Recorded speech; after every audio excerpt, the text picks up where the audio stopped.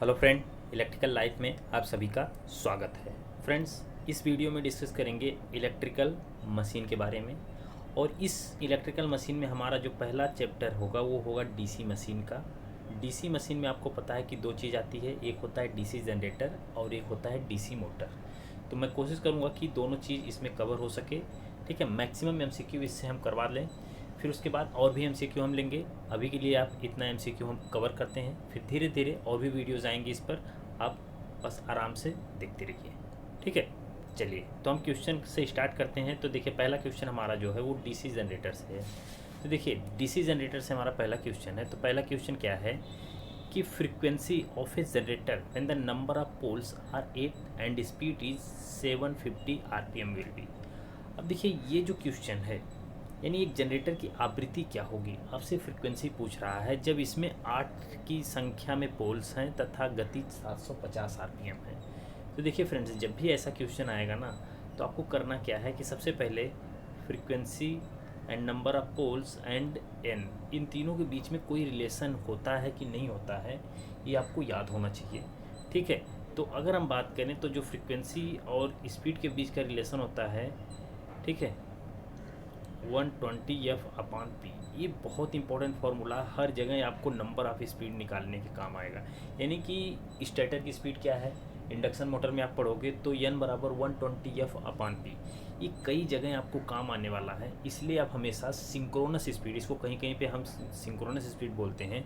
तो synchronous speed का जो फॉर्मूला होता है वह कितना होता है, 120F/P, ये होता है फॉर्मूला। अब फॉर्मूले में हमें क्या करना है, बस वैल्यू रखना है। और आप देख रहे हो कि 8 जो है इसके पोल हैं और 750 आरपीएम इसकी स्पीड है। तो आपसे फ्रीक्वेंसी पूछ रहा है, तो मैंने आपसे कहा कि जो स्पीड है वो क्या है, 120F/P। ठीक, तो यहाँ से एफ आप देखोगे तो क्या होगा, N/P/120। ठीक, तो N/P, N/P का मतलब क्या हो गया, कितना होगा, N/P का मतलब N कितना है आपका 750 गुणे P कितना है, पोल 8/120। ठीक है, ये कैंसिल हो जाएगा, जीरो से जीरो। फिर हम क्या करेंगे, डिवाइड करते हैं एक बार, चलो 4 से काट देते, 4 दूनी 8, 4 3 12। ठीक है, फिर 3 से इसको कैंसिल करते हैं तो 3 दूनी 6, 3 5 15, तो 25 दूनी 50। तो यानी फ्रीक्वेंसी कितनी आ गई आपकी, फ्रीक्वेंसी आपकी आ गई 50। अब फ्रीक्वेंसी की यूनिट क्या होती है, हर्ट्ज और पर सेकेंड, हर्ट्ज या पर सेकेंड। ठीक है, तो आपको ये क्वेश्चन का जो आंसर होगा वो ए होगा। तो इससे आपको ये क्लियर हो गया कि ऑप्शन नंबर ये सही होगा। और फॉर्मूला बहुत ज़रूरी था, इसलिए फॉर्मूला आपको याद होना चाहिए। ठीक है, चलिए अगला क्वेश्चन देखिए। अब अगला क्वेश्चन क्या है कि टर्मिनल वोल्टेज या फिर DC shunt generator on loading. अब एक डीसी शंट जनरेटर है।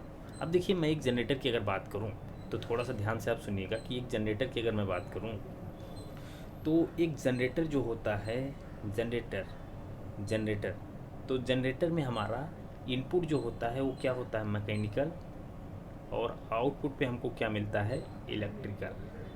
ठीक है, आउटपुट में हमें क्या मिलता है, इलेक्ट्रिकल। तो जनरेटर का काम क्या है, मैकेनिकल एनर्जी को इलेक्ट्रिकल एनर्जी में बदल देना।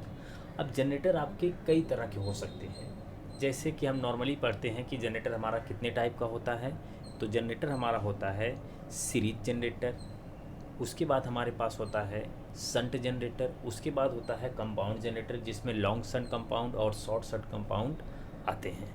ठीक है, तो ये सब चीज़ें आते हैं, तो हमको इसको कवर करना हर एक चीज़ को, बस अब ध्यान से सुनते चलिए।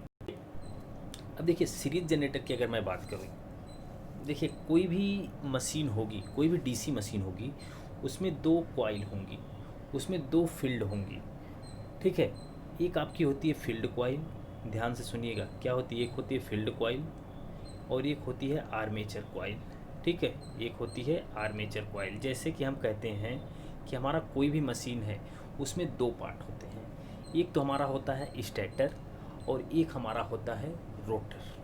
ठीक है, एक हमारा क्या होता है, स्टेटर, और एक होता है रोटर। कोई भी, जैसे डीसी मशीन में जनरेटर और मोटर दोनों है तो 2 पार्ट होंगे, एक होगा स्टेटर एंड दूसरा क्या होगा, मोटर। ओ सॉरी, एक है स्टेटर, ठीक, और दूसरा क्या है, रोटर। ठीक, अब देखिए स्टेटर और रोटर। स्टेटर मशीन का वह पार्ट है जहाँ पे मतलब कि गति नहीं होगी, यानी कि स्टेटर आपका रोटेट नहीं करेगा, यानी ये कोई मूव नहीं करेगा, लेकिन रोटर में क्या होगा, मूव होता रहेगा। ठीक है, यानी रोटर आपका घूमेगा। तो ये तो नाम से ही पता चल रहा है कि रोटर है तो घूमेगा, स्टेटर है तो स्थिर रहेगा। ठीक है, यानी मशीन का वह भाग जो स्थिर रहता है वो स्टेटर कहलाएगा, और जो घूमेगा वो क्या कहलाएगा, रोटर कहलाएगा। ठीक है, तो देखिए कोई भी मशीन अगर हम बनाएं तो कुछ इस तरीके से हम मशीन बनाते हैं। ठीक है, और ये बीच में जो पार्ट हमारा इस तरह कटा हुआ देखने को आपको मिलता है, वो आपका क्या होता है, ये आपका होता है रोटर। ठीक है, अब रोटर में जो डीसी मशीन है, देखो मैं डीसी मशीन की बात कर रहा हूँ, तो रोटर में जो मतलब वाइंडिंग होगी उसको हम बोलते हैं आर्मेचर वाइंडिंग। उसको क्या बोलते हैं, आर्मेचर वाइंडिंग। और ये जो आपकी मशीन का जो स्टेटर है, कुछ देखिए इस तरीके से आपका बनेगा स्टेटर। ठीक है, कुछ इस तरीके से स्टेटर आपका बना रहेगा। तो स्टेटर के जो ये पोल्स हैं ना, इस पर आप वाइंडिंग करते हो, इस पर हम क्या करेंगे, इस पर हम करेंगे वाइंडिंग। ठीक है, इस पर हम करते हैं वाइंडिंग। तो ये जो होगा, ये कौन सी वाइंडिंग होगी, ये हमारी होगी फील्ड वाइंडिंग। ठीक है, ये हमारी कौन सी वाइंडिंग होगी, फील्ड वाइंडिंग होगी। अब देखिए इनका काम क्या है। अगर हम बात करें फील्ड वाइंडिंग की, तो फील्ड वाइंडिंग, ठीक है, फील्ड वाइंडिंग जो फ्लक्स डेवलप होता है मशीन में, वर्किंग फ्लक्स को डेवलप करने के लिए काम करता है। वर्किंग फ्लक्स को डेवलप करने के लिए काम करता है आपका कौन सा, फील्ड वाइंडिंग। और आपका आर्मेचर वाइंडिंग, ठीक है, आर्मेचर वाइंडिंग, आपका आर्मेचर वाइंडिंग जो काम करता है वो किस लिए करता है, वो करता है वर्किंग ईएमएफ को डेवलप करने के लिए। वर्किंग ईएमएफ को डेवलप करने के लिए हम लोग आर्मेचर वाइंडिंग का इस्तेमाल करते हैं। ये देखो ये सब पॉइंट्स हैं, आपको याद रखना है। ठीक है, वर्किंग ईएमएफ को डेवलप करने के लिए हम लोग किसका इस्तेमाल करते हैं, आर्मेचर वाइंडिंग का करते हैं। अब देखिए आर्मेचर वाइंडिंग में जो वर्किंग ईएमएफ डेवलप होगा वो हमेशा कैसा होगा, एसी नेचर का, यानी कि अल्टरनेटिव नेचर का होगा, यानी साइनोसाइडल होगा। ठीक है, तो कभी भी आपसे क्वेश्चन पूछे कि आर्मेचर में जो ईएमएफ डेवलप होता है वो कैसा होता है, एसी की डीसी, क्वेश्चन कैसे पूछता है कि डीसी मशीन के आर्मेचर में उत्पन्न विद्युत वाहक बल कैसा होगा। तो डीसी मशीन बोला तो ज़्यादातर लड़के क्या करते हैं कि डीसी मशीन हो तो डीसी होगा, नहीं, उसके आर्मेचर में कैसा डेवलप होता है, उसके आर्मेचर में एसी डेवलप होता है। ठीक है, तो ये सब क्वेश्चन हैं जो कि आपसे पूछे जा सकते हैं। ठीक है, अब देखिए इसी तरीके से फिर हम आपको पता चल गया कि कोई मशीन है उसमें दो वाइंडिंग है, फील्ड वाइंडिंग और आर्मेचर वाइंडिंग। तो जिस मशीन में जैसे सपोज ये फील्ड वाइंडिंग है और ये आर्मेचर वाइंडिंग है, ठीक है, तो ये फील्ड और ये आर्मेचर वाइंडिंग जब आपकी किस में कनेक्टेड होंगी, सीरीज में, किस में कनेक्ट होगी, सीरीज में, तो हम इसको बोलेंगे series generator, DC series generator. और जब आपकी फील्ड वाइंडिंग सपोज, ठीक है, ये देखिए ये कुछ इस तरह से ब्रशेस लगे होते हैं, आगे हम पढ़ेंगे इसी तरह से। ठीक है, ये वाइंडिंग, ठीक है, और आपकी, ठीक है, ये वाइंडिंग, यहाँ पे एक वाइंडिंग की रहती है, ये होती है आपकी आर्मेचर वाइंडिंग और ये होती है फील्ड वाइंडिंग। यानी कि फील्ड वाइंडिंग आर्मेचर वाइंडिंग के अगर पैरेलल में है तो वो कौन सा है, वो कौन सा मतलब मोटर होगा या जनरेटर होगा, तो आपका वो संट जनरेटर या संट मोटर होगा। यानी आर्मेचर और फील्ड वाइंडिंग, आर्मेचर वाइंडिंग और फील्ड वाइंडिंग जब पैरेलल में जुड़ जाएंगी तो ये आपका कौन सा जनरेटर होगा, संट जनरेटर होगा। अब संट जनरेटर में जो स्पीड होती है, ध्यान से सुनिएगा, संट जनरेटर की स्पीड जो होती है वो कांस्टेंट होती है। अगर मान लीजिए कि आप लोड इस पर इंक्रीज कर रहे हो, तो इसकी स्पीड थोड़ा सा क्या होती है, डाउन होती है, थोड़ी सी। ठीक है, एन जो होगी थोड़ी सी डाउन होगी, बहुत ज़्यादा नहीं, थोड़ी सी डाउन होती है जब इस पर लोड बहुत ज़्यादा होता है। ठीक है, तो क्वेश्चन आपका क्या है कि लोडिंग भार पर यानी DC shunt generator terminal voltage क्या होगा।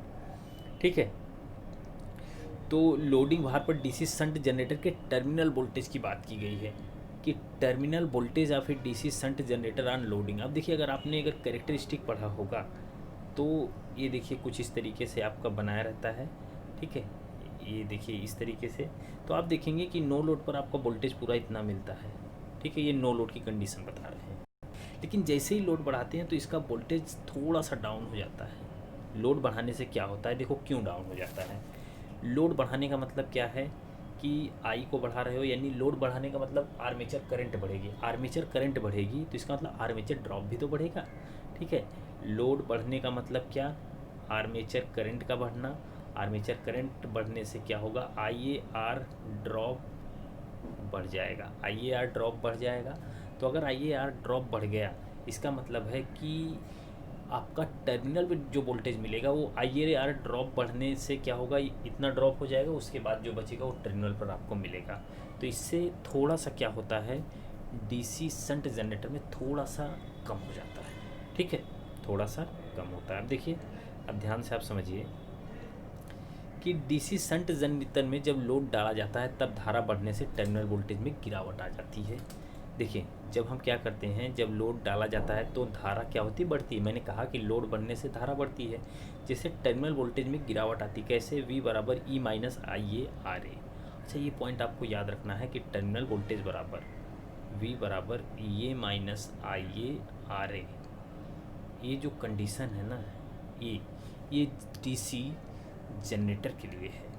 और डीसी मोटर की हम बात करें तो V बराबर जो होगा वो ई जी प्लस आई ए आर ए होगा। सॉरी, ई सिर्फ ई ही रहेगा, V बराबर E plus I A R A. तो ये जो होगा ये मोटर की कंडीशन रहेगी, और ये वाला जो है ये जनरेटर की कंडीशन है, जो कि आपको दिखाया गया है।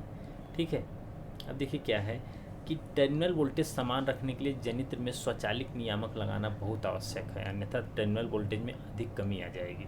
तो एक हम क्या लगाते हैं, मतलब कि ऑटोमेटिक रेगुलेटर लगाते हैं, जिससे कि वोल्टेज आपका मेंटेन रहे। वोल्टेज क्या करेंगे हम, टर्मिनल वोल्टेज पर हमको वोल्टेज हमेशा कितना चाहिए होगा, समान चाहिए होगा, क्योंकि शंट जनरेटर की बात कर रहे हैं। कैसे जनरेटर की बात कर रहे हैं हम, शंट जनरेटर की। तो शंट जनरेटर में आपका ये हमेशा मैक्सिमम ही आपको चाहिए, यानी कि जो लोड मतलब मिल रहा है वही टर्मिनल पे भी आपको मिले। ठीक है, इसके लिए हम क्या लगाते हैं, स्वचालित नियामक, जिसको हम ऑटोमेटिक रेगुलेटर बोलते हैं। ठीक है, चलिए अगला क्वेश्चन क्या है। अगला क्वेश्चन है कि the generator which gives DC supply to the rotor is called, यानी कि जो जनरेटर में जो डीसी सप्लाई रोटर को देता है उसे हम क्या कहते हैं, यानी जनरेटर जो रोटर को डीसी आपूर्ति देता है उसे कहा जाता है कन्वर्टर, एक्साइटर, रेक्टिफायर, इन्वर्टर। अब देखिए डीसी में आप समझिए कि रोटर को डीसी आपूर्ति देता है, रोटर को। अब देखिए मैं यहाँ में थोड़ा सा आपको एक चीज़ क्लियर करना चाहूँगा।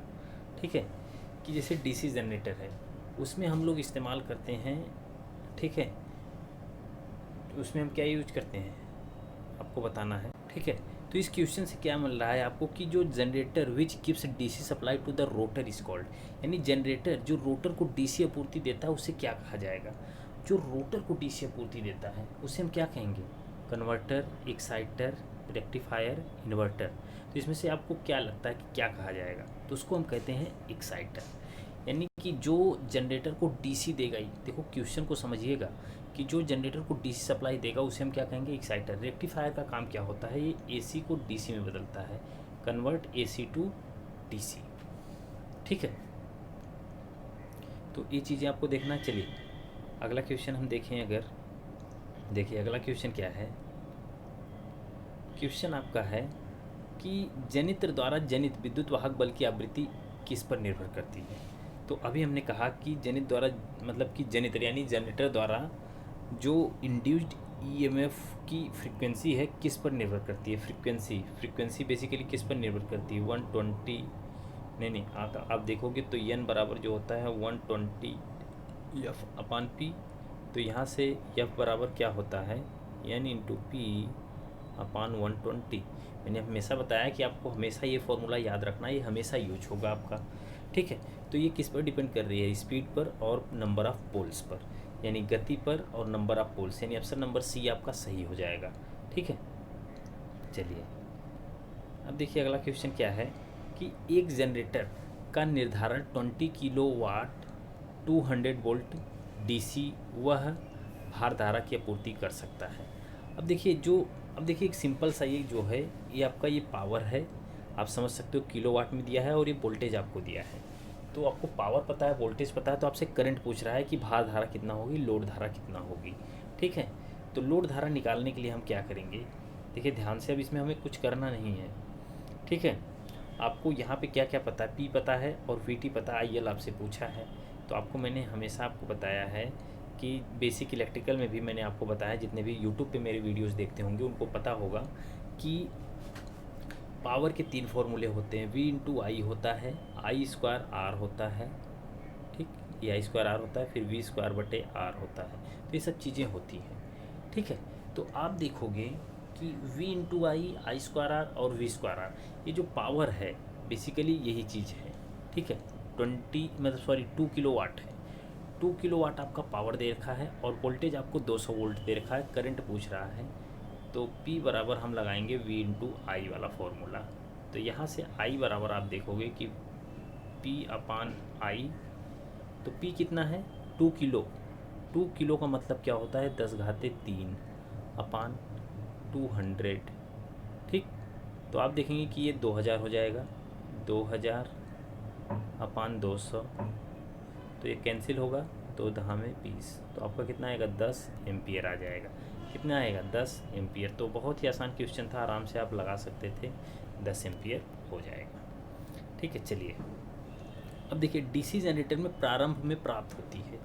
अब क्वेश्चन को समझिए कि डीसी जनरेटर में स्टार्टिंग में आपको क्या प्राप्त होती है। डीसी जनरेटर है और स्टार्टिंग में आपको क्या मिलेगा, एसी डीसी दोनों या नन ऑफ दीस, बताइए क्या मिलेगा आपको। डीसी जनरेटर है, प्रारंभ में आपको क्या देना चाहिए, एसी डीसी, क्या मिलेगा। तो हमारा ऑप्शन रहेगा कि डीसी जनरेटर में प्रारंभ में एसी ही मिलती है, इसे कम्यूटेटर द्वारा डीसी में परिवर्तित किया जाता है। तो ध्यान से समझिएगा कि मैंने क्या बोला। देखो जनरेटर की बात है, किसकी बात है, ध्यान से सुनिएगा, डीसी जनरेटर की बात है, डीसी जनरेटर की। तो अब ये बोल रहा है कि प्रारंभ में एसी मिलता है, तो कैसे। सबसे पहले इसमें हमारे पास होता है मैकेनिकल, मैकेनिकल से हमारा कन्वर्ट होता है किस में, इलेक्ट्रिकल में, ठीक है। मैकेनिकल से किस में कन्वर्ट होता है, इलेक्ट्रिकल में। तो इलेक्ट्रिकल में जब हम कन्वर्ट करते हैं तो सबसे पहले हमारा जो ईएमएफ डेवलप होता है, ठीक है, ईएमएफ डेवलप होता है, वो किस में होता है, वो होता है रोटर में।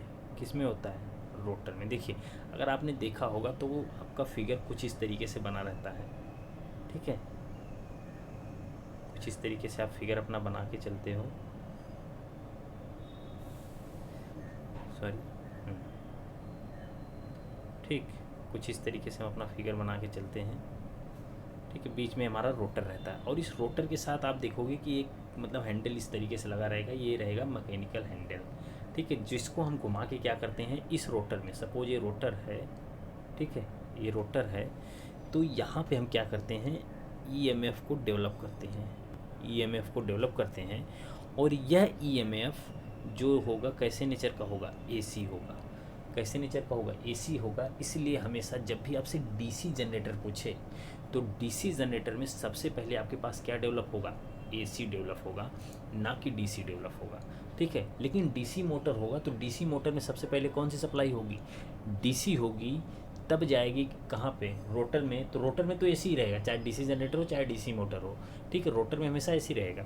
लेकिन पहले उसमें हम क्या करेंगे, सप्लाई देंगे डीसी, फिर वो कन्वर्ट कर देगा किस में, मतलब कि एसी में, जब रोटर में सप्लाई जाएगी आपकी। तो क्लियर है, आपको इतना चीज़ पता होनी चाहिए। चलिए तो करेक्ट आंसर क्या होगा, ऑप्शन नंबर ए। अब देखिए डीसी जनरेटर में प्रारंभ में एसी ही मिलती है, इसे कम्यूटेटर द्वारा डीसी में चेंज किया जाता है। अब देखिए एसी मिलता है, एसी को हम क्या करते हैं डीसी में कन्वर्ट करते हैं, तो उसको जो डिवाइस है उसका क्या नाम रखा गया है, उसका नाम है कम्यूटेटर, कम्यूटेटर, ठीक है, कम्यूटेटर। तो एसी से डीसी में कन्वर्ट करने के लिए हमें कम्यूटेटर की ज़रूरत पड़ती है। कम्यूटेटर का काम क्या है, कम्यूटेटर को हम बोलते हैं एक मैकेनिकल रेक्टिफायर, एक मैकेनिकल रेक्टिफायर, मैकेनिकल रेक्टिफायर बोलते हैं, ठीक है, जो कि एसी को किस में कन्वर्ट करता है, डीसी में, एसी को डीसी में कन्वर्ट करता है। ओके चलिए अगला क्वेश्चन देखिए, ये भी बढ़िया क्वेश्चन है, आपसे पूछा जा सकता है कि जो yoke in a large DC machine is made of. तो योक जो होता है मशीन का जो बाहरी पार्ट होता है, ठीक है ना, आपने देखा होगा कि मशीन का जो ये बाहरी पार्ट होता है किसी भी मशीन का, ये मशीन का जो बाहरी पार्ट है इसको हम क्या बोलते हैं, इसको हम बोलते हैं योक। और बेसिकली बड़ी मशीनें, छोटी मशीनें, सब में अलग अलग मतलब कि मटेरियल का बना होता है। तो किस मटेरियल का बना होता है जब बड़ी साइज़ की मशीनें लेते हैं? तो ऑप्शन देखिए ध्यान से कि माइल्ड स्टील है, grain oriented steel, cast iron, cast silicon steel, किस चीज़ का बना होता है आपको यही बताना है। ठीक है, बड़ी डीसी मशीनों का योग किस चीज़ का बना होता है? देखिए इसका पूरा सॉल्यूशन आप देखिए क्या है। देखिए बड़ी मशीन का योग कास्ट सिलिकॉन स्टील का या फिर रोल्ड स्टील का बना होता है। ध्यान सुनिएगा क्या है, कास्ट स्टील का या फिर रोल्ड सिलिकॉन स्टील का बना होता है। तथा छोटी मशीन जो होगा वो कास्ट आयरन का बना होगा। किसका बना होगा? Cast iron. कास्ट आयरन जो होगा छोटी मशीनों के लिए बना होगा, लेकिन बड़ी मशीन जो होगी वो किसका बना होगा? वो कास्ट सिलिकॉन स्टील का बना होगा। छोटी मशीन कास्ट आयरन का बना होगा। फैब्रिकेटेड स्टील का प्रयोग प्रायः बड़ी डीसी मशीनों में किया जाता है।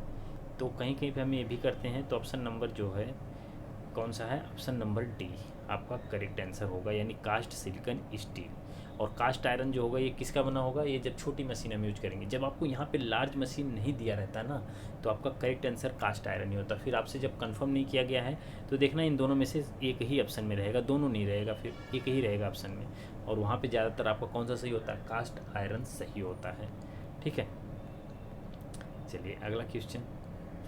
अगला क्वेश्चन आपका है कि ये DC shunt generator having terminal voltage of 250 volt is delivering 195 ampere to load its armature and field winding resistance are 0.02 ohm and 50 ohm respectively, what will be the value of generated EMF. यानी 250 volt आपका क्या है? Terminal voltage वाला DC shunt generator load पर कितना धारा मिल रहा है? 195 एम्पियर वितरित कर रहा है। इसकी कवच यानी कि आर्मेचर और क्षेत्र वाइंडिंग का प्रतिरोध जो है ये इतना है, तो इसमें उत्पन्न ईएमएफ का मान बताइए। देखिए क्वेश्चन बहुत अच्छा है, अब आपको इसको सॉल्व करना है। देखिए हम कैसे सॉल्व करते हैं, ध्यान से देखिएगा। पहले तो फिगर समझिए कि देखिए कुछ इस तरीके का हमारा डीसी शंट जनरेटर बनेगा। ठीक है, फिगर आपको बहुत ध्यान से रखना है क्योंकि यहाँ बनाने में दिक्कत हो रही है। तो लेकिन फिगर आपका यहाँ बना हुआ है तो आप ध्यान से देख सकते हैं कि आपका फिगर कुछ इस तरीके से ड्रॉ होगा। अगर आपका फिगर इस तरीके से ड्रॉ होगा तो इसमें देखिए आपका फील्ड रेजिस्टेंस है, ये कितना दिया है? आपका फील्ड रेजिस्टेंस आपका 50 दिया है, और यहीं इसमें आर्मेचर रेजिस्टेंस भी कनेक्ट होगा, और आर्मेचर रेजिस्टेंस आपका 0.02 ओम दिया हुआ है। ठीक है, इतनी चीज़ें आपकी क्लियर हैं। अब आप ध्यान से देखिए, जो टर्मिनल वोल्टेज आपका है वो कितना दिया है? वो 250 वोल्ट दिया है, और आईएल आपकी कितनी है? 195, यानी लोड धारा आपकी 195 एम्पियर है। अब देखिए आपसे पूछा है कि टर्मिनल यानी ईएमएफ का मान क्या होगा। तो ईएमएफ का जो फॉर्मूला होता है ईजी बराबर होता है V plus I A into R A, V plus I A into R A. अब देखिए यहाँ से आप देखिए ध्यान से कि लोड करंट आपकी कितनी है। तो लोड करंट आपने देखा है कि आपका 195 एम्पियर है। ठीक है, 195 एम्पियर है। उसके बाद जो आर्मेचर करंट है वो कितनी होगी? अब ये तो पता ही नहीं आपको आर्मेचर करंट कितनी होगी, लेकिन जब भी आप देखोगे कि फील्ड रेजिस्टेंस आपका 50 ओम दिया है और ये जो वोल्टेज आपको दिया है, ठीक है, जो सप्लाई वोल्टेज दिया है वो कितना है? 250 वोल्ट। अब ये दोनों कनेक्ट हैं पैरेलल में। ये दोनों किस में कनेक्टेड हैं? पैरेलल में। अगर ये दोनों पैरेलल में कनेक्टेड हैं तो ध्यान से देखो, ये पैरेलल में कनेक्टेड है तो 250 वोल्ट यहाँ भी मिलेगा और 250 वोल्ट यहाँ भी मिलेगा। हर जगह 250 वोल्ट आपको मिलेगा। ऐसा नहीं है कि यहाँ कुछ अलग मिलेगा यहाँ, क्योंकि सब पैरेलल में जुड़े हुए हैं, समांतर में वोल्टेज सेम होता है। तो इस ब्रांच में कितनी करंट होगी? देखो ये नेटवर्क सर्किट का मतलब क्वेश्चन है, आराम से आप बस फिगर पता चल गया तो आप आराम से निकाल सकते हैं। तो यहाँ फील्ड करंट जो होगी, फील्ड करंट बराबर जो होगा वो हमारा क्या होना चाहिए? V upon R F. तो वी कितना है आपका? 250, और आर एफ कितना है? 50। तो कैंसिल होगा तो 5 एम्पियर होगी। यानी यहाँ से कितनी करंट आएगी? यहाँ से आएगी 5 एम्पियर। ठीक है, तो आपका फील्ड रेजिस्टेंस से कितनी करंट आएगी? 5 एम्पियर आएगी। तो टोटल आर्मेचर करंट कितनी हो जाएगी? अब देखिए लोड करंट आपको कितना दिया हुआ है? लोड करंट आपको दिया है 195 एम्पियर, और ये फील्ड मतलब करंट जो है वो कितना हो गई? वो आपकी 5 एम्पियर हो गई। तो आर्मेचर करंट जो यहाँ पे नोड बना रही है वो कितना होगी? तो वो हो जाएगी आपकी 200 एम्पियर। जैसे ही हम इनको जोड़ेंगे तो आर्मेचर करंट हमारी कितनी हो जाएगी? 200 एम्पियर। बस अब आपको कुछ नहीं करना है, ईजी, ठीक है। देखो यहाँ पे ईबी नहीं होता, ईबी जो होता है मोटर में होता है, बैक ईएमएफ उसको बोलते हैं, जो कि सप्लाई वोल्टेज का अपोज करता है, ठीक है। यहाँ पे होता है ईजी, और ईजी जो होता है वो जनरेटेड ईएमएफ होता है, और जनरेटेड ईएमएफ का जो फॉर्मूला होता है वो क्या होता है, V plus I A R A, ठीक है। अगर E बराबर V minus I A R A लिखा हुआ है तो इसका मतलब है कि ये क्या होगा, E V minus I A into R A, तो इसका मतलब ये मोटर के लिए है। किसके लिए है, मोटर के लिए है, ठीक है। तो मोटर और जनरेटर दोनों का फॉर्मूला याद रखना, क्योंकि कभी कभी आपसे डायरेक्टली ये पूछ लेता है। जब आपसे डायरेक्टली पूछ लेगा तो आपको करना पड़ेगा इसको, ठीक है। चलिए, तो देखिए आप जैसे ही इसको सॉल्व करेंगे तो आपका कितना आएगा। अब आर्मेचर करंट आपको पता चल गई, ईजी बराबर क्या है, V plus I A into R A. तो V कितना है, 250 वोल्ट, प्लस आई ए का मान 200 मिला आपको, प्लस आर ए कितना है 0.02। जैसे ही मल्टीप्लाई करेंगे 254 वोल्ट आ जाएगा। कितना आ जाएगा, 254 वोल्ट। तो जो करेक्ट आंसर होगा वो आपका होगा डी, यानी ऑप्शन नंबर डी करेक्ट होगा। देखो इसमें फॉर्मूला याद रखना इसलिए ज़रूरी है क्योंकि अगर आपने V minus I A R A रख दिया फॉर्मूले में, यानी मोटर वाला फॉर्मूला लगा दिया, तो वहाँ पे आपका आंसर 246 आ जाएगा, जो कि गलत है, जो कि क्या होगा, गलत होगा। इसलिए आपको गलती नहीं करनी है, ठीक है, गलती नहीं करनी है। इसलिए फॉर्मूला बहुत ज़रूरी है कि याद रहे आपको, ठीक है। चलिए अगला क्वेश्चन है, in an 8 pole wave connected motor armature what is number of parallel path. यानी एक 8 पोल वेव में जुड़े मोटर आर्मेचर में समांतर परिपथों की संख्या क्या होगी। अब 8 पोल है, वेव कनेक्टेड है, यानी कि जो वाइंडिंग उनकी की गई है वो किस में है, वेव कनेक्शन। तो वेव वाइंडिंग में हम क्या करते हैं, ठीक है, वेव वाइंडिंग में पैरेलल पाथ हमेशा कितना होते हैं, 2 होते हैं। कितने होते हैं, 2 होते हैं। ये आपको याद ही रखना है कि वेव वाइंडिंग में जो पैरेलल पाथ होते हैं वो 2 होते हैं। और वेव वाइंडिंग, ठीक है, वेव वाइंडिंग जो होगी आपकी, वेव वाइंडिंग ये आपकी high voltage and low current के लिए डिज़ाइन की जाती है। हाई वोल्टेज और लो करंट के लिए डिज़ाइन की जाती है, ठीक है। उसके बाद अगर हम बात करें तो हमारे पास होती है एक लैप वाइंडिंग, ठीक है, लैप वाइंडिंग। और लैप वाइंडिंग जो होती है इसमें पैरेलल पाथ जो होते हैं ए बराबर पी, यानी कि जितने नंबर ऑफ पोल्स होते हैं उतने ही पैरेलल पाथ होते हैं, ठीक है। और इसको हम डिज़ाइन करते हैं high current and low voltage के लिए, हाई करंट और लो वोल्टेज के लिए इसको हम डिज़ाइन करते हैं। क्लियर। चलिए, तो आप देख सकते हो कि 8 पोल का बनाया, चाहे जितने के भी बनाओ, अगर वेव वाइंडिंग आपको लिखा हुआ तो पैरेलल पाथ कितने होंगे, 2 होंगे, ठीक है। देखिए वेव कनेक्टेड मोटर आर्मेचर में पैरेलल पाथ की संख्या 2 होगी तथा लैप कनेक्टेड मोटर के आर्मेचर में पैरेलल पाथ की संख्या पोलों की संख्या के बराबर होती है। तो इतनी चीज़ें लिखी हुई हैं, मैंने ये सब बताया ही, और आपको जो बताया वो भी आप याद रखिएगा, ठीक है। चलिए अगला क्वेश्चन क्या है कि in DC machine iron losses cause. DC machine में लौ ह्रास में क्या होता है, आयरन लॉसेस कॉज, यानी किसके कारण से आयरन लॉसेस होते हैं, ठीक है। देखिए heating in core, less inefficiency, rise in temperature of ventilating air, all of the mention. तो जो आयरन लॉसेस होते हैं आपके, आयरन लॉस सबके कारण होता है, ठीक है। यानी हीटिंग हो रही कोर में तब भी आयरन लॉस होगा, लेस है इफिशिएंसी में यानी क्षमता कम होना तब भी क्या है, आयरन लॉस होना है। और rise in temperature of ventilating air, यानी समातन वायु के ताप में वृद्धि होना, ये भी क्या है, ऑल ऑफ दी एबव, यानी कि आपका ऑप्शन नंबर डी सही होगा। तो देखिए डीसी मशीन में लौ ह्रास से क्रोध में तापन होता है, जिससे मशीन की क्षमता कम हो जाती है और मशीन की स्टेटर और आर्मेचर के बीच उपस्थित वायु के ताप में भी वृद्धि होती है, ठीक है। यानी कि मशीन का जो स्टेटर और आर्मेचर है, स्टेटर और रोटर जिसको आप बोलते हो, उसके बीच में जो एयर गैप है, उस एयर गैप की वायु भी आपकी क्या होती है, जब मतलब टेम्परेचर बढ़ जाएगा उसका, तब भी जो लॉसेस होगा वो कौन से लॉसेस में आएगा, लौ ह्रास के कारण ही होगा, यानी आयरन लॉस के कारण होगा। तो आयरन लॉस के कारण क्या क्या होता है आपका, तो आयरन लॉस के कारण आपका होगा heating in core, less inefficiency, rise in temperature of ventilating air. तो तीनों के तीनों क्या होंगे, सही होंगे जब भी आपका आयरन लॉस के कारण होगा, ठीक है। चलिए अगला क्वेश्चन है, देखिए ये बढ़िया क्वेश्चन है, ध्यान से देखिए क्या है कि armature current at starting can be reduced by keeping. अब आर्मेचर करंट स्टार्टिंग में आपको at starting can be reduced by keeping. तो स्टार्टिंग में क्या करना है आपको, R F maximum, R A minimum. Starting current armature की आपको मिनिमम रखनी है, R A maximum and R F maximum, R A minimum and R F. देखो आर ए का मतलब क्या, आर्मेचर रेजिस्टेंस, आर एफ का मतलब क्या, फील्ड का रेजिस्टेंस। तो R A maximum and R A F minimum. तो क्वेश्चन बहुत ही अच्छा है, बहुत सोच समझ के जवाब दीजिएगा आप कि आर्मेचर करंट को स्टार्टिंग में अगर आपको रिड्यूस करना है तो क्या करना पड़ेगा आपको।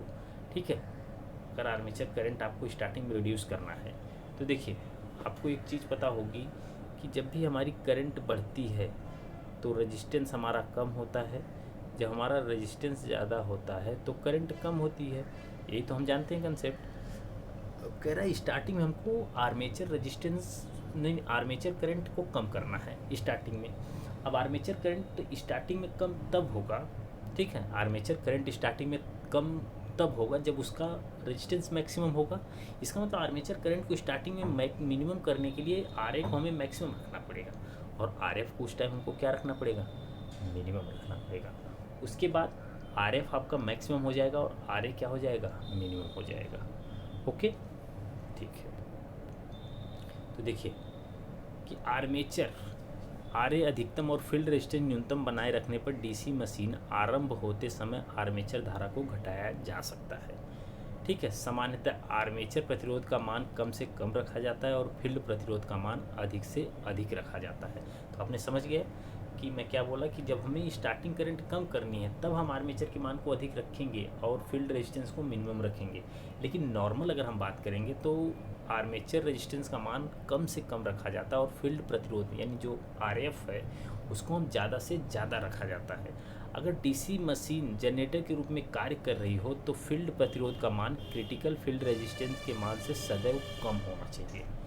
अब ध्यान से समझिएगा, ठीक है, कि डीसी मशीन जनरेटर के रूप में कार्य कर रही है। जब डीसी मशीन किस रूप में कार्य कर रही है, जनरेटर के रूप में, तब उस समय फील्ड रेजिस्टेंस का मान जो आर ए एफ होगा वह क्या होगा, लेस देन होगा किससे, क्रिटिकल फील्ड रेजिस्टेंस से।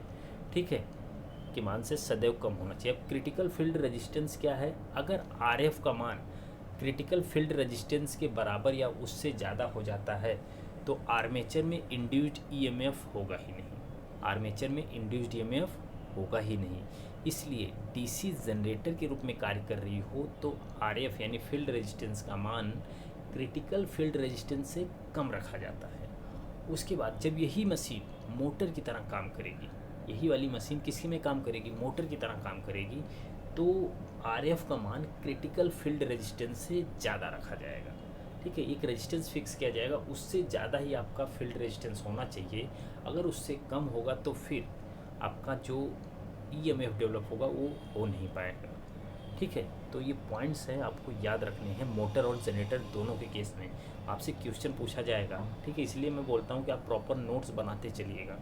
ठीक है, चलिए अगला क्वेश्चन क्या है कि in DC generator wave winding used for which type of machine. तो वेव वाइंडिंग हम किस टाइप की मशीन के लिए यूज करते हैं, हाई वोल्टेज लो करंट के लिए, हाई करंट लो वोल्टेज के लिए। देखिए मैंने पहले ही बता दिया था, तो ऑप्शन नंबर यही सही हो जाएगा, high voltage and low current के लिए। तो डीसी जनरेटर में तरंग वाइंडिंग का इस्तेमाल उच्च वोल्टेज या निम्न धारा के लिए किया जाता है, जबकि डीसी जनरेटर में उच्च धारा या निम्न वोल्टेज के लिए लैप वाइंडिंग का इस्तेमाल किया जाता है। तो नॉर्मल सी बात है, मैंने ये सब बता दिया है आपको, इम्पॉर्टेंट है, अगर आप लिख के रख लोगे तो ज़्यादा सही रहेगा। ठीक है, चलिए देखिए अगला क्वेश्चन क्या है कि ये डीसी शंट जनरेटर है। अब एक जो डीसी शंट जनरेटर है ये है क्या, देखो दिखने में तो बस छोटा दिख गया यार, अब लेकिन पूछा बढ़िया क्वेश्चन है कि सेल्फ एक्साइटेड है कि series excited, shunt excited, separately excitation. तो देखिए सीरीज एक्साइटेशन, शंट एक्साइटेशन तो क्या होता है पता ही नहीं। ठीक है, लेकिन डीसी शंट जनरेटर जो होगा चाहे तो सेल्फ होगा चाहे तो फिर सेपरेट होगा। ठीक है, इन्हीं दोनों में से होगा। तो जो हमारा करेक्ट आंसर होगा, ठीक है, जो डीसी शंट जनरेटर है वो क्या होता है, सेल्फ एक्साइटेड होता है। एक DC generator self excited machine होती है। देखिए डीसी शंट जनरेटर एक सेल्फ एक्साइटेड होता है, यह अपने ही शंट फील्ड के द्वारा उत्तेजित होता है।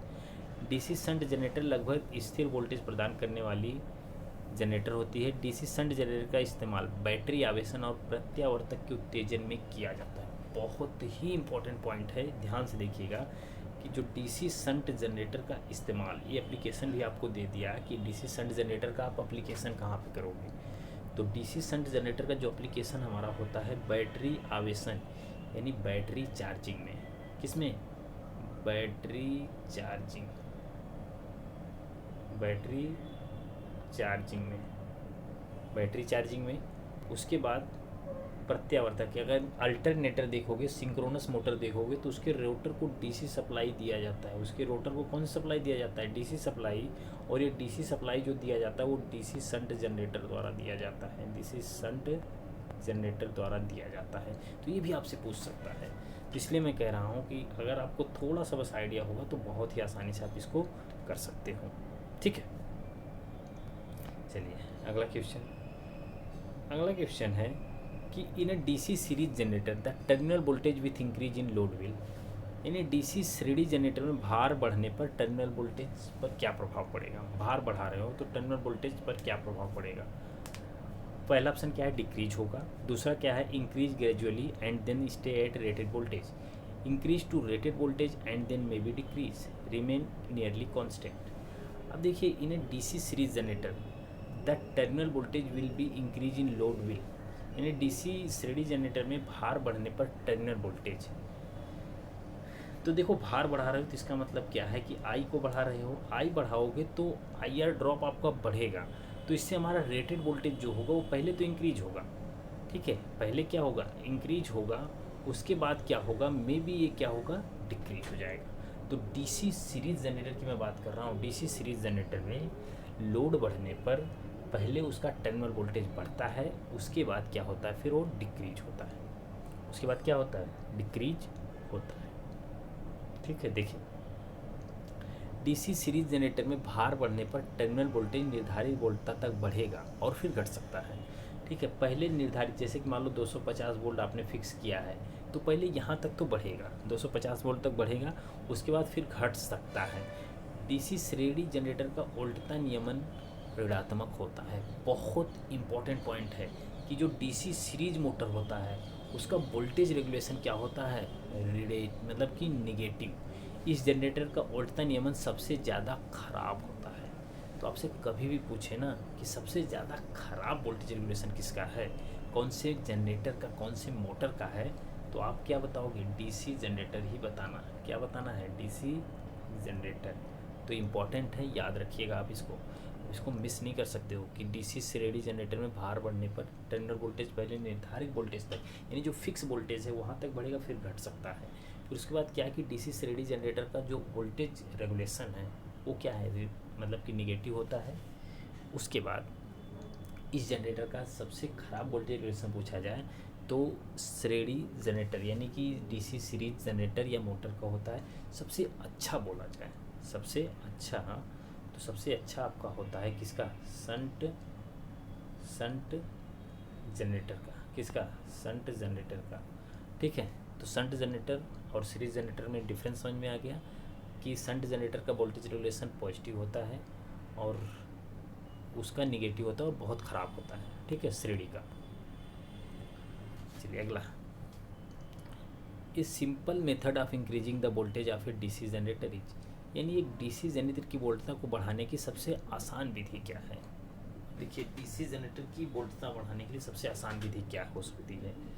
तो सबसे पहले आप क्या कर सकते हो कि ई बराबर आपको पता है क्या होता है? V minus I A R A, V plus I R A. ठीक है, ये चीज़ होती है। लेकिन इसमें से आपको क्या है कि आप जो वोल्टेज है उसको कैसे बढ़ा सकते हो? करंट को बढ़ा के, करंट को बढ़ाएंगे तो ये वोल्टेज हमारा में भी बढ़ सकता है। ठीक है, लेकिन एक फॉर्मूला बहुत यूनिवर्सल है जो कि बहुत बार पूछा जाता है, फॉर्मूले बेस्ड क्वेश्चन भी उस पर आते हैं। तो फॉर्मूला आपका होता है, डीसी जनरेटर हो, डीसी मोटर हो, वो होता है ई बराबर पी फाई जेड एन अपान 60 ए।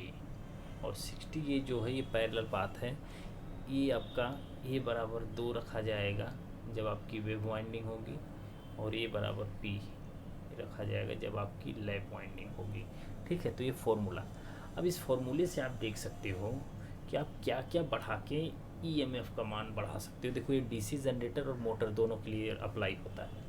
तो किसके किसके पी को बढ़ाने की बात कर सकते हो, फ्लक्स बढ़ जाए तो हो सकता है, कंडक्टर बढ़ जाए तो हो सकता है, स्पीड बढ़ जाए तो आपका ई बढ़ जाएगा। ठीक है, तो सबसे आसान विधि क्या हो सकती है, अब ऑप्शन क्या दिया है उसके हिसाब से हम देखते हैं। ठीक है, to decrease the air gap flux density, air gap flux density को कम करके, to increase the speed of rotation, तो रोटेशन की स्पीड को बढ़ाकर, to decrease the speed of rotation, to increase the length of the armature, तो armature के length को बढ़ाकर स्पीड को डिक्रीज कर कर स्पीड को इंक्रीज कर कर, तो आपने अब पढ़ा क्या कि ई बराबर क्या होता है P5ZN/60 है। तो यहाँ से आपने देखा कि अगर स्पीड बढ़ाओगे तो ई भी बढ़ जाएगा। क्या होगा, ई भी बढ़ जाएगा। सबसे आसान मेथड क्या है कि रोटर की स्पीड ही बढ़ा दो तो क्या होगा, आपका बढ़ जाएगा। ठीक है, तो to increase the speed of rotation. चलिए देखिए, तो एक डीसी जनरेटर की वोल्टता को बढ़ाने की सबसे आसान विधि घूर्णन गति को बढ़ा देना ही है, क्योंकि डीसी जनरेटर में उत्पन्न वोल्टता जो होती है Eg बराबर P5ZN/60 ये होता है, अर्थात एन को बढ़ाने पर Eg का मान बढ़ता है, Eg प्रोपोर्शनल एन होता है। ठीक है, चलिए अगला क्वेश्चन क्या है कि एक consideration of the power losses in electrical machine is essential for which of the following reason, यानी वैद्युत मशीन में शक्ति ह्रास पर विचार निम्न में से किस लिए आवश्यक होता है। ठीक है, अब देखिए सबसे ज़्यादा जैसे शक्ति मतलब पावर लॉस हो रहा है तो इलेक्ट्रिक मशीन, तो हम इसको क्यों बार बार मतलब इस पर विचार क्यों करते हैं कि इसमें लॉस हो रहा है तो क्यों हो रहा है, इस पर बात क्यों करते हैं। Operating cost, temperature rise, voltage drop, all option are correct. तो आपको क्या करेक्ट लग रहा है, अगर आप देखेंगे ध्यान से समझेंगे तो आपका करेक्ट जो होगा ऑप्शन नंबर डी माना जाएगा। ठीक है, ऑप्शन नंबर डी आपका होगा। ठीक है, तो वैद्युत मशीनों में शक्ति हानि पर विचार करना संचालन लागत, तापमान वृद्धि, वोल्टेज पात सभी के लिए आवश्यक होता है, क्योंकि पावर लॉस होने से ये सभी बढ़ते हैं। देखो जैसे ही पावर लॉस होगा, ठीक है, जैसे ही पावर लॉस होगा तो आपका क्या देखोगे कि टेम्परेचर भी बढ़ रहा है, IR ड्रॉप भी बढ़ रहा है। ठीक है, ये सब चीज़ें बढ़ती हैं, इन सबको उसमें अब लगने वाली लागत भी है वो भी बढ़ जाएगी, क्योंकि फिर वोल्टेज ड्रॉप ज़्यादा हो रहा है तो फिर उसका कॉस्ट बढ़ जाएगा, तापमान बढ़ रहा है तो कोई चीज़ ख़राब होगी तब भी उसकी कॉस्ट बढ़ जाएगी। तो ये सब चीज़ें बढ़ जाती हैं। इसी से बचने के लिए हम लोग हमेशा विचार करते हैं कि हमारा किसी भी मशीन में लॉसेस कम से कम हो। ठीक है, किसी भी मशीन में लॉसेस कम से कम हो। चलिए अगला क्वेश्चन क्या है कि in a DC machine torque is proportional to, किसी डीसी मशीन में जो टॉर्क है वो किसके प्रोपोर्शनल होता है, सिर्फ डीसी मशीन बोला है तो बहुत ही आसान है, किसके होता है, फ्लक्स के। टी प्रोपोर्शनल होता है K∅Ia, तो आर्मेचर करंट की भी होता है, तो ऑप्शन नंबर सी आप सही मानोगे। ठीक है, ऑप्शन नंबर सी आपको सही मानना है। तो देखिए आप देखोगे कि डीसी मशीन में बलागुड़ बल फ्लक्स और आर्मेचर धारा दोनों के समानुपाती होता है, तो T बराबर K∅ Ia। ये बहुत इंपॉर्टेंट फार्मूला है, कभी कभी इस पर पूछा जाता है आपसे। अब देखिए जैसे डीसी मशीन है, डीसी मशीन में आपने देखा होगा कि पहले T प्रोपोर्शनल होता है Ia², इसलिए डीसी सीरीज मोटर की अगर हम बात करें तो डीसी सीरीज मोटर में T प्रोपोर्शनल Φ×Ia, तो स्टार्टिंग में जो फाई होगा वो बराबर होता है Ia के। स्टार्टिंग की बात कर रहे हैं जब तक आपकी जो कोर है वह पूरी तरह से मैग्नेटाइज नहीं हुई है, पूरी तरह से उसके चुंबक जो मिनी मैग्नेट्स हैं वो पूरा रैंडमली मतलब हुए नहीं हैं, तब तक T प्रोपोर्शनल क्या होगा, फाई और Ia आपस में बराबर होते हैं। T तो फाई तो Ia हो जाता है, Ia तो T प्रोपोर्शनल बराबर क्या हो जाता है, Ia² हो जाएगा। ठीक है, Ia²। तो इसीलिए हम कभी कभी बोलते हैं कि जो डीसी सीरीज मोटर होता है उसमें जो स्टार्टिंग टॉर्क होता है, स्टार्टिंग टॉर्क होता है वो हाई होता है। स्टार्टिंग टॉर्क क्या होता है, हाई होता है। ठीक है, लेकिन अगर आप देखो कि जब शंट मोटर की बात होगी, शंट जनरेटर शंट मोटर की बात होगी तो T प्रोपोर्शनल K∅Ia होता है, और इसमें जो फ्लक्स होता है वो कांस्टेंट होता है। ठीक ठीक है, इसमें फ्लक्स जो होता है वो क्या होता है, कांस्टेंट। ठीक है, डीसी शंट मशीन में फ्लक्स कांस्टेंट होगा, इसलिए इसका वैल्यू ख़त्म हो जाती है। इसलिए टी प्रोपोर्शनल जो हमारे लिए वैल्यू रखता है, टी प्रोपोर्शनल आई ए। यानी कभी भी आप देखना, आपसे क्वेश्चन पूछा जाएगा कि शंट मशीन में जो टॉर्क होता है वो किसके प्रोपोर्शनल है, तो सिर्फ आर्मेचर करंट बताइएगा। ठीक है, लेकिन डीसी मशीन बोले तो फिर आप डीसी मशीन में तो सीरीज मोटर भी शंट मोटर दोनों आ रहा है ना, इसलिए हम दोनों बताएंगे। लेकिन अगर आपसे पार्टिकुलर पूछे कि डीसी सीरीज मोटर, तो डीसी सीरीज मोटर के लिए सी सही है, लेकिन डीसी शंट मोटर या शंट जनरेटर पूछे तो ऑप्शन नंबर बी सही होगा।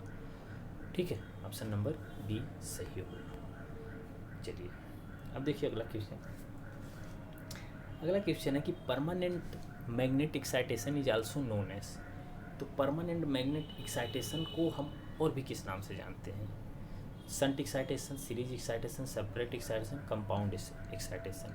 तो देखिए परमानेंट मैग्नेट एक्साइटेशन को हम एक अलग नाम से जानते हैं, जिसका नाम हम लोग पढ़ते हैं सेपरेट एक्साइटेशन।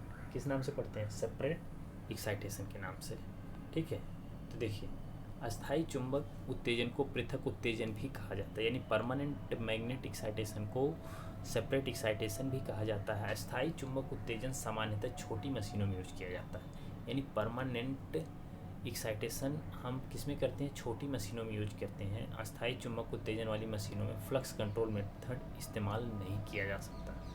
ठीक है, यानी कि परमानेंट चुंबक वाली जो मशीनें होंगी उनमें फ्लक्स कंट्रोल नहीं किया जा सकता। इस उत्तेजन का सबसे बड़ा लाभ यह है कि फ्लक्स जनरेट करने के लिए लगातार पावर की ज़रूरत नहीं होती। अब देखो क्या मतलब है कि जैसे आपने कोई परमानेंट बना लिया, देखो परमानेंट का मतलब क्या है? ठीक है, परमानेंट। अब परमानेंट एक्साइटेशन का मतलब क्या है कि अगर आपने एक बार एक्साइटेशन दिया, आपका फ्लक्स क्या हो गया? जनरेट हो गया।